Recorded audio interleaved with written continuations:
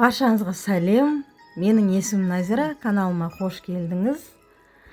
Бүгін осындай бір қуырдақ істеудің рецептісімен бөліскім келіп отыр.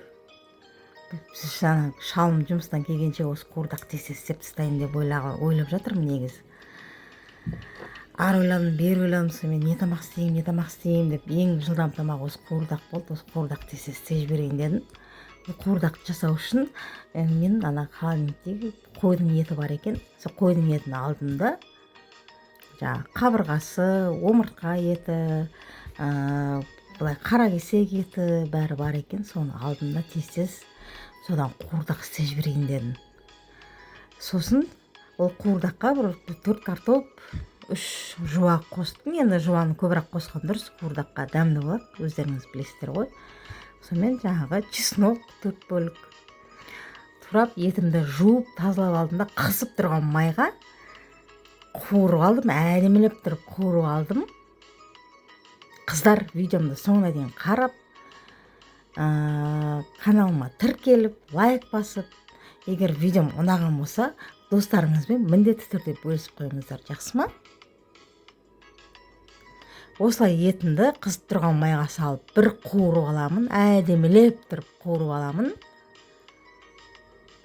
Шалым келуіне бір жарым сағат қана уақыт қалды маған. Тез үлгеру керек, тамақты пісіріп үлгермесем, шаруам бітті деген сөз. Енді жанталасып осы тамақты істеп жатырмын. Енді қуырып, етім қуырылып болды. Енді осы еттің үстіне турап алған жуамды саламын, чеснокты саламын.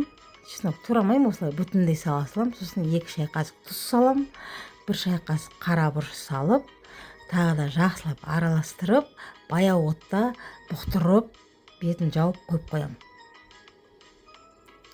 Астын пасет пісірсе, ет деген жұп-жұмсақ болып, әдем болып піседі ғой, енді өздеріңіз білесіздер ғой. Осылай араластырып, бетін жауып, пісіріп алам. Мінекей, сосын ет пістау деген кезде картопты салам. Картопты салып, тағы да бір жарты сағат баяу отта бетін жауып, бұқтырып, пісіріп аламын.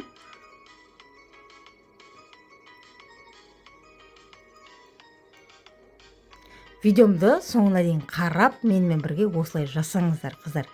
Міндетті түрде өте дәмді болады. Мінекей, мен тамағым пісті, шалым да жұмыстан келді, тура үлгердім. Шалым да риза, мен де ризамын, бәрі жақсы, тамаша. Астарыңыз дәмді болсын, менімен бірге осылай жасап көріңіздер. Видеомды соңына дейін қарап, лайк басып, каналыма тіркеліп, достарыңызбен бөліскендеріңіз үшін сізге көп рахмет. Шалым тамақтың дәмін көріп жатыр.